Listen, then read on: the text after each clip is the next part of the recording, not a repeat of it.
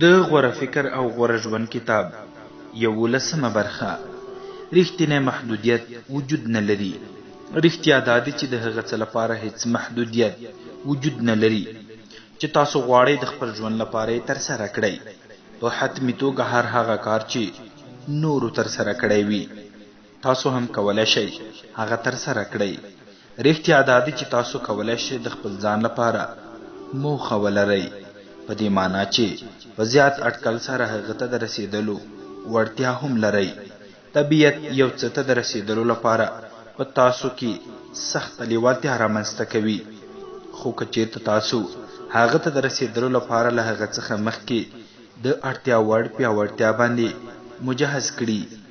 که چېرته خپل تیر وخت ته فکر وکړئ، دې ته به مو پام چې تقریبا هر هغه څه به لاسته راوړئ چې په رښتیا مو غوښتنه کوله او هغه ته د رسیدلو لپاره مو اوږدمهاله سختې هڅې کړي دي.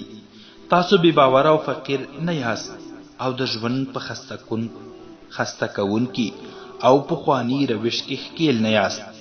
ستاسو رښتینې وړتیا یوازې ستاسو د تخیل او پرېکړې په قوې پورې محدوده ده. زموږ تر ټولو لوی دښمن هغه دوه عوامل چې د غربت او بېکسۍ په احساس او د ذهن د تسلیت په پړاو کې د خالت لري له ویرې او ناپوهۍ څخه عبارت دي. ویره تل ستاسو تر ټولو لوی دښمن دی. ویره او د خپل ځان په اړه شک درلودل له بل هر عامل څخه ډیر زیات تاسو د لویو هیلو او لویو کارونو له ترسره کولو څخه لرې ساتي. داسې ښکاري چې هر څومره د یوې موضوع په اړه کم وپوهیږئ، په همغه اندازه به په هغه برخه کې د نوي یا متفاوت کار ترسره کول ستاسو لپاره ویرونکي واوسي. جهل او ناپوهي د دې لامل کیږي چې هغه کارونه چې اوس یې ترسره کوئ له دې څخه د غوره کارونو له ترسره کولو سره لیوالتیا ونه لرئ. ویره او ناپوهي یو بل تقویه کوي او تر هغې کچه پرمختګ کوي چې د یو ډول ذهني فلج سبب ګرځي چې په ناچارۍ سره د ماتې او ناکامۍ لامل کیږي. ما یوې عجیبې او غریبې اختراع ته لاسرسی موندلی دی. په هره برخه کې زده کړې په نفس د باور لامل کیږي او په هغې برخه کې ستاسو ویره له منځه وړي. کله چې ستاسو پوهه او مهارت زیاتوالی ومومي، ډیر ژر به هغه ټکي ته ورسیږئ چې د کار د ترسره کولو او د بدلونونو د رامنځته کولو لپاره به اړین چمتووالی ولرئ. خو که چېرته د یوې ځانګړې موضوع په اړه په بشپړه توګه بېخبره واوسئ، که چېرته مو په هغه اړه څه ونه لوستل او څه مو زده نه کړل، هغه به ستاسو تر نظر ډېر ستونزمن ښکاره شي او ښایي ستاسو په نظر په بشپړه توګه سخت او ستونزمن واوسي. د زده کړې او پوهاوي نه درلودل د دې لامل کیږي چې د خپل ژوند د غوره والي لپاره د اړینو کارونو له ترسره کولو څخه وبېرېږئ. د ویرې خنثی کول شوق او پوهه د ویرې او ناپوهۍ ضد دی. د هغه څه لپاره یوازینی رښتینی محدودیت چې کولی شئ هغه ترسره کړئ ستاسو د شوق زیاتوالی دی. که چېرته یو شی په رښتیا هم وغواړئ، تقریبا هغه ته د رسیدلو لپاره هیڅ ډول محدودیت وجود نه لري. هر څومره زیات چې د هغې موضوع په اړه زده کړه وکړئ، په همغه اندازه به په هغه برخه کې د کار د ترسره کولو لپاره ستاسو شوق او لیوالتیا زیاتوي. همدارنګه کله چې ستاسو پوهه زیاتوالی مومي، په واقعیت باندې د خپلو موخو د بدلیدلو لپاره به د اړینو ګامونو په پورته کولو کې په نفس زیات باور ولرئ. همدارنګه کله چې د خپلې پوهې او شوق کچه زیاتوئ، د ویرې او ناپوهۍ محدود کوونکې اغېزې راکموئ. د پوهې او لیوالتیا په درلودلو سره په بالاخره جرأت او په نفس باور د ویرې او ناپوهۍ ځای ناستی کړئ. د هغه څه په اړه چې هر څومره زیات وپوهیږئ چې ستاسو لپاره مهم دي، په همغه کچه به د کار د ترسره کولو د اقدام لپاره زیات جرأت ولرئ او په دې اړه به ستاسو پر نفس باور زیاتوالی ومومي چې بالاخره کولی شئ بریالي شئ.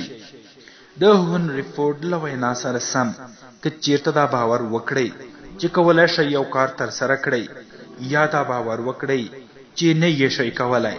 په زیات اټکل سره به په دواړو حالاتونو کې حق له تاسو سره دی. تاسو مسؤل یاست. کله چې دې ته متوجه شوم چې کولی شم هر هغه څه زده کړم چې خپلې موخې ته په رسېدلو کې هغه ته اړتیا لرم.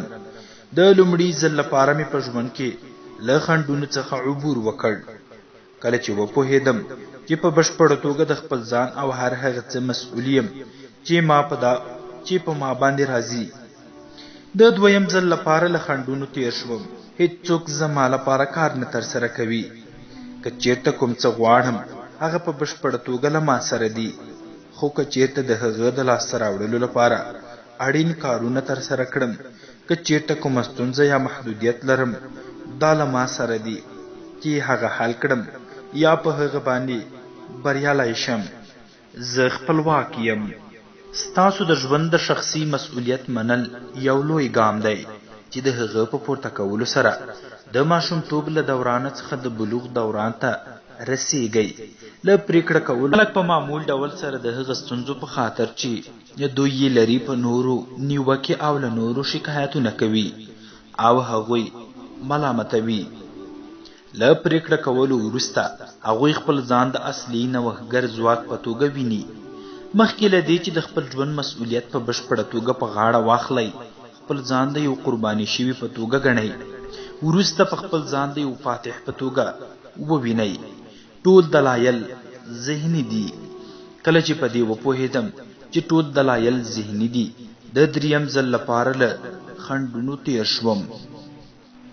په مادي نړۍ کې چې هر کار ترسره کوئ په یو ډول فکر کولو سره پیل کیږي. که چېرته وغواړئ په بیرونی نړۍ کې بدلون رامنځته کړئ، لومړی باید د خپل ځان دننه بدلون رامنځته کړئ. که چېرته غواړئ چې خپل ژوند ته بدلون ورکړئ، لومړی باید خپل تفکر ته بدلون ورکړئ.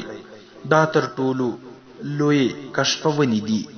تاسو خپله نړۍ د افکارو، احساساتو او تصوراتو په دوامداره بهیر سره جوړوئ چې تل ستاسو له ذهن څخه عبور کوي.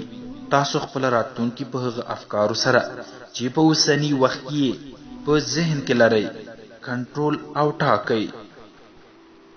ستاسو شاوخوا ته هیڅ څه معنا نه لري، خو که چېرته په هغه افکارو او هیجاناتو سره هغه ته معنا ورکړئ چې له هغه سره ضمیمه کوئ، لکه څرنګه چې شکسپیر د هیمل په ننداره کې ویلي دي، کوم ښه یا بد څیز وجود نه لري، بلکې دا د انسان د فکر طرز دی چې هغه ښه یا بد کوي. د ایمان او اعتقاد اصل یا قانون. په یاد مو وي چې په هر څه باندې چې عقیده ولرئ، ستاسو له احساساتو سره ستاسو واقعیت تشکیلوي. هر څومره چې ستاسو ایمان پیاوړی وي او د هغه په اړه زیات هیجان ولرئ، په همغه اندازه به په هغه پیښو او رفتارونو باندې زیاتې اغیزې لرئ چې په تاسو باندې راځي.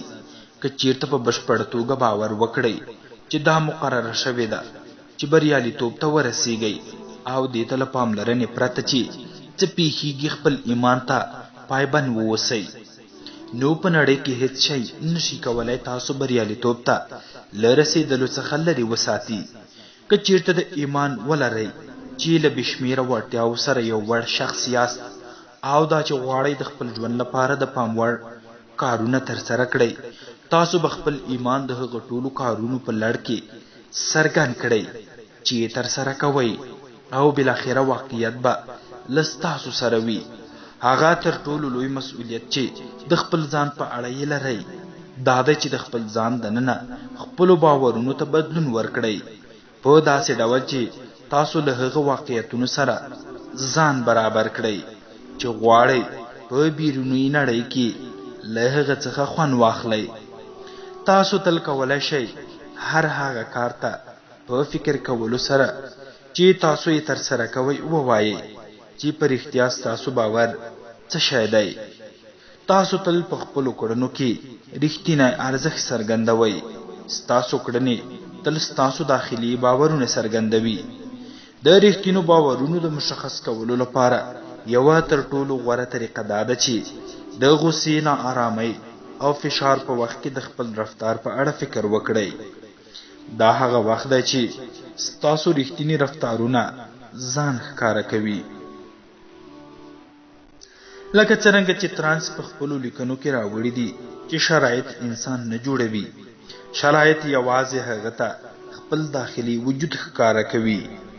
د بیرته راګرځېدلو له قانون څخه په ګټه اخیستلو سره کولی شئ په خپلو کړنو سره د خپل ځان دننه هغه ارزښتونه، باورونه او ځانګړنې رامنځته کړئ چې ډیره ستاینه یې کوئ. په دقیقه توګه کله چې د ژوند شرایط د هغه غوښتنه کوي، د دې په شان چې هغه له مخکې نه له خپل ځان سره ولرئ. د دې لپاره چې جرأت ولرئ، خپل ځان اړ کړئ. حتی کله چې ویریږئ، خپل کار په زړورتوب او جرأت سره ترسره کړئ. د روښانه کېدلو لپاره باید د خبرو او د رښتینو کړنو موقع ولرئ. حتی که چیرته وغواړئ رښتیا پټ کړئ یا ضوابط له پامه وغورځوئ، ډیر ژر به ستاسو باورونه ستاسو کړنې د هندارې په شان څرګندې کړي او ستاسو کړنې به هنداره شي او ستاسو باورونه به را څرګند کړي. د انتظار قانون. د انتظار قانون وایي چې هر هغه څه چې د زړه په باور سره یې تمه ولرئ، هغه د وړاندوینې په بڼه رامنځته کیږي چې کله تاسو د هغه ترسره کوونکي واوسئ. کله چې په دې اړه د خپل تفکر په اړه خبرې کوئ چې په یوه ځانګړې برخه کې به کارونه څه ډول مخکې ولاړ شي، په واقعیت کې تل د خپل بخت او د تعلق په اړه خبرې کوئ. ستاسو انتظارونه ستاسو د فکر طرز ټاکي او ستاسو د فکر طرز د دې لامل کیږي ترڅو خلک له تاسو سره داسې رفتار وکړي چې ستاسو د داخلي افکارو منعکس کوونکی واوسي. که چیرته دا تمه ولرئ چې بریالی واوسئ، بالاخره به بریالي شئ. که دا تمه ولرئ چې نیکمرغه او مشهوره واوسئ، بالاخره به نیکمرغه او مشهوره شئ. که چیرته تمه ولرئ چې روغ او رمټ واوسئ او ستاسو شاوخوا خلک ستاسو ستاینه وکړي او تاسو ته درناوی وکړي، ډاډه اوسئ چې دا به رامنځته شي. هغه جملو ته په غوږ نیولو سره چې د یوې نږدې پېښېدونکې حادثې په اړه یې کاروئ. کولی شئ خپلې رښتینې تمې اټکل کړئ. تل د مثبتې راتلونکي په اړه فکر وکړئ او مثبتې کلمې وکاروئ. سهار مو په دې جمله سره پیل کړئ: ډاډه یم چې نن ورځ به یو حیرانوونکې پیښه په ما باندې راشي. دا ورځې په اوږدو کې د تر ټولو غوره څیزونو تمه ولرئ. خبر واوسئ په زیات اټکل سره هره پیښه چې رامنځته کیږي که مثبته وي او یا منفي، حتمي ښېګڼې هم لري. له ځانه څخه مثبته تمه درلودل. بریالي او نیکمرغه اشخاص تل د خپل ځان په اړه د مثبت فکر طرز ساتي. هغوی له مخکې د بریالیتوب تمه لري او ډیر کم ناهیلی کیږي. دوی دا تمه لري چې له هغه څه زیات لاسته راوړي چې له لاسه یې ورکوي.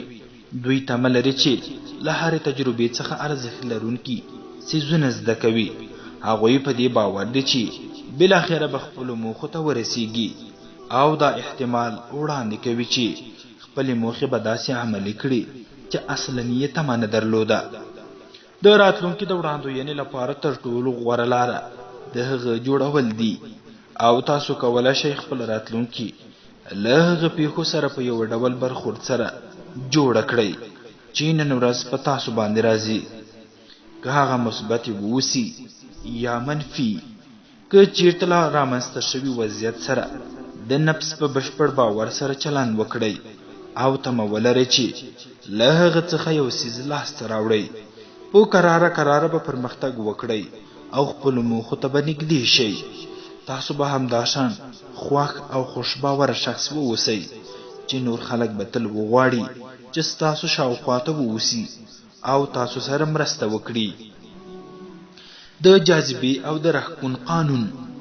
د یو زیات شمیر اشخاصو له نظره د جاذبې او راښکون قانون د بریالیتوب او ماتې په توضیح کې تر ټولو مهم قانون دی. دغه قانون وایي چې تاسو یو ژوندی مقناطیس یاست او هغه خلک او موقعیتونه چې ستاسو له مهمو افکارو سره همغږي لري، په ځانګړې توګه هغه افکار چې ستاسو له هیجاناتو سره په شدیده توګه اړیکه لري، په ناچارۍ سره خپلې ژوند ته راجذب کوئ.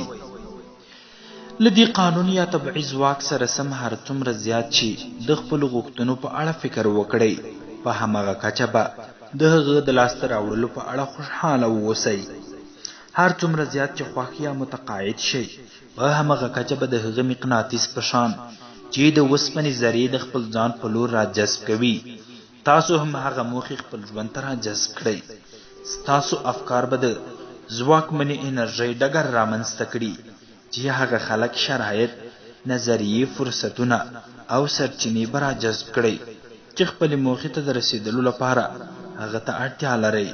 کله چې د خپل ځان او خپلو امکاناتو په اړه خپل تفکر ته بدلون ورکړئ، هغه ځواکونه به راجذب کړئ چې د خپلو افکارو او د لویو نظریو او د ژوند د تجربو د بدلیدو لپاره ورته اړتیا لرئ. د مطابقت قانون. دغه قانون وایي چې ستاسو بیرونی نړۍ ستاسو له داخلي نړۍ سره مطابقت لري، او دا چې هر څه په بیرونی نړۍ کې تجربه کوئ ستاسو داخلي نړۍ انعکاس دی. هر هغه څه چې خپل شاوخوا ته د کتلو پر وخت وینئ، په واقعیت کې د خپل ځان دننه یو څه وینئ. هر چیرته چې ځئ همالته یاست. ستاسو په بیرونی نړۍ کې شتمني، کار، اړیکې او روغتیا شامل دي. د هندارې په شان ستاسو داخلي تصورات منعکس کوي. هیڅ څیز نشي کولای په دایمي توګه ستاسو په ژوند کې پاتې شي، خو هغه وخت که چیرته ستاسو دننه له کوم څیز سره مطابقت ولري. د خوشحاله اړیکو درلودلو لپاره باید مهربانه او مینه ناک شخص واوسئ. البته نه یوازې په فکري توګه، بلکې له زړه او د زړه له تله. که چیرته د زړه له تله مینه ناک او مهربانه شخص واوسئ، ستاسو اړیکې به په بیرونی نړۍ کې بدلون وکړي. البته ځینې وختونه ډیر ژر د دې لپاره له مالي پلوه په بیرونی نړۍ کې بریالي واوسئ. باید داخلي موخو ته په رسیدلو کې هم بریالي واوسئ. د دې لپاره چې په جسمي توګه روغ رمټ واوسئ، باید د یو روغ شخص په توګه فکر وکړئ. له هارورډ پوهنتون څخه ویلیام جیمز په 1905 کال کې وویل چې زما د نسل تر ټولو لویه اختراع دا ده چې خلک د خپل داخلي فکر د طرز په بدلون سره کولی شي د خپل ژوند په بیرونیو اړخونو ته بدلون ورکړي. د خپل ژوند مسؤلیت په غاړه واخلئ. هغه یوازینی شی چې کولی شئ په هغه باندې بشپړ کنټرول ولرئ. داخلي او ذهني رضایت دی. یوازې تاسو یاست چې کولی شئ پریکړه وکړئ چې د کوم څیز په اړه فکر وکړئ او د هغه په اړه کوم ډول تفکر ولرئ. دغه ځواک هماغه کنټرول دی چې تاسو د خپل ځان لپاره د یو حیرانوونکي ژوند جوړولو لپاره هغه ته اړتیا لرئ. د مقصد پر لور ستاسو د افکارو د سوق کولو لپاره ستاسو پیاوړتیا بسنه کوي، ترڅو ستاسو ته ځواک درکړي چې وکولای شئ په ټولو خنډونو باندې بریالي شئ او ټول محدودیتونه له منځه یوسئ. د ایمان، انتظاراتو، جاذبې او راکون او مطابقت قوانین چې دلته عمدن په پوهاوي سره راوړل شوي دي، په ژوند کې د حیرانوونکو څیزونو د لاسته راوړلو کلیګانې دي. کله چې د موخو او امکاناتو په اړه خپل تفکر ته بدلون ورکړئ، ستاسو باورونه او کړنې به هم خپل بدلون وکړي. ناڅاپه به مودې ته پام شي چې هره ورځ هغه کارونه ترسره کوئ چې له حقیقت سره د خپلو خوبونو د یوځای کېدلو لپاره هغه ته اړتیا لرئ. تل به دا تمه ولرئ چې په تاسو باندې ښې پیښې راشي او ډیر کم ناهیلې شئ. کم د حیرانوونکو اشخاصو او په ژوند کې په زړه پورې فرصتونه په راجذب کولو پیل کوئ.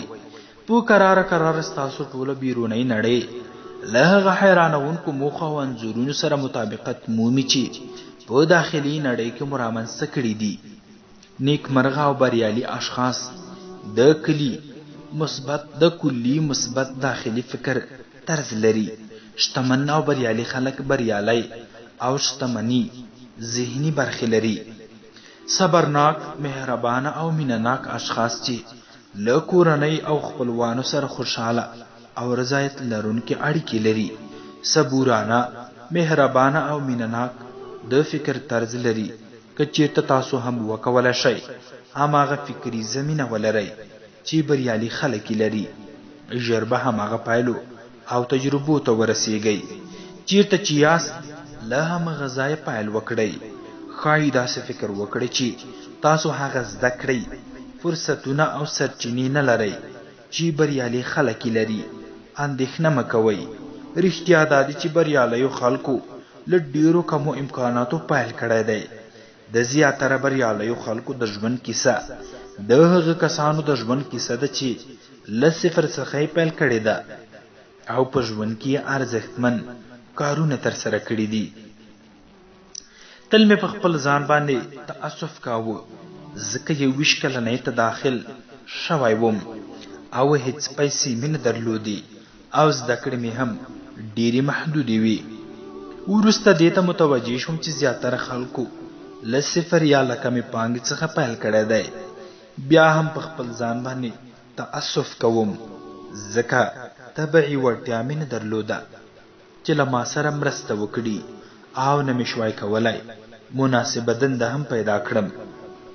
ډیر ژر په دې وپوهېدم چې زیاتره بریالیو خلکو کله چې په کار پیل کړی دی زما په شان شرایط یې درلودل. زیاتره خلک مخکې له دې چې مناسب شرایط ولري تر څو وکولی شي له خپلو وړتیاو او ځواکونو څخه ګټه واخلي په کراتو یې ماتې خوړلې دي. رښتیا دا دی چې هر څه چې غواړئ لاسته یې راوړئ باید تاسو یې په یوازیتوب سره لاسته راوړئ. بل څوک بس تاسو لپاره کار ترسره نه کړي. خو که چیرته خپله تاسو پرمختګ او زده کړو ته دوام ورکړئ او زیات څیزونه وازمویئ بالاخره به فرصتونو ته لاسرسی ومومئ. ټول همدا ډول کوي.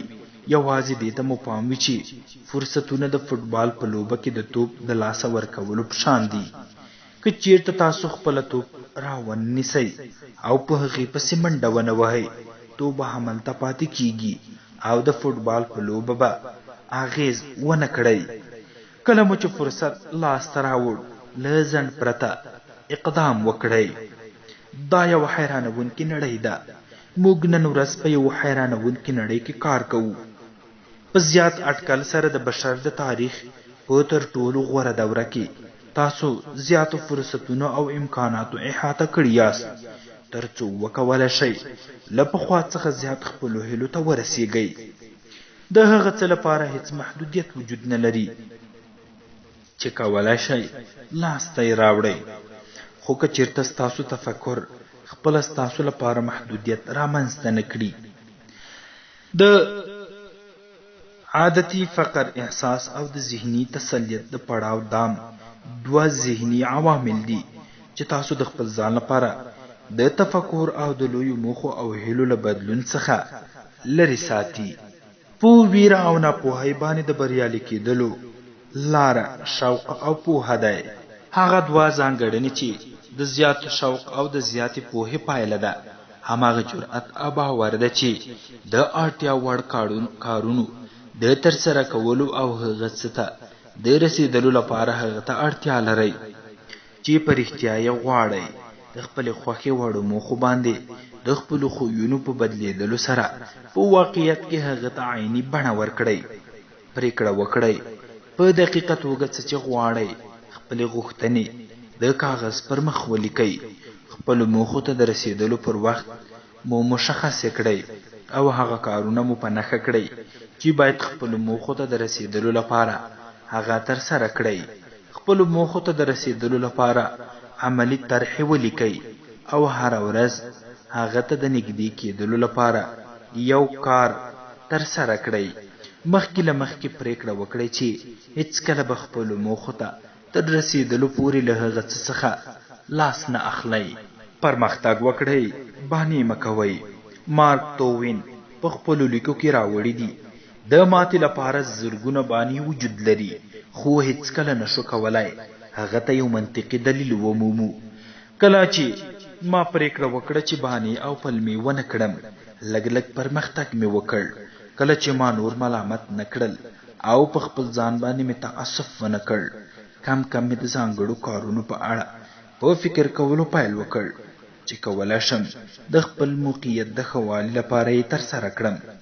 د خپل ځان لپاره مې ځانګړې موخې په نښه کړلې او هغه ته د رسېدلو لپاره مې پلان جوړ کړ. داسې احساس مې کاوه چې کولی شم خپل راتلونکی ژوند کنټرول کړم. کله چې ما د هغه څیزونو په زده کولو پیل وکړ چې زما موخو ته د رسېدلو لپاره اړین وو، تر څو په هغه باندې وپوهیږم، داسې احساس مې وکړ چې د ژوند په نورو برخو کې هم په نفس باور او وړتیا لرم. او کله چې یوې موخې ته ورسېدم، لکه څرنګه چې تاسو به هم ورسېږئ، زما تفکر په بشپړه توګه بدلون وکړ. د ژوند بدلون بریالیتوب یو داخلي کار دی، هغه یو ذهني حالت دی، هغه له داخله څخه پیل کیږي او ډیر ژر په بیرونی نړۍ کې انعکاس مومي. که چیرته خپل تفکر ته د غوره والي پر لور بدلون ورکړئ، غوره شخص بشئ.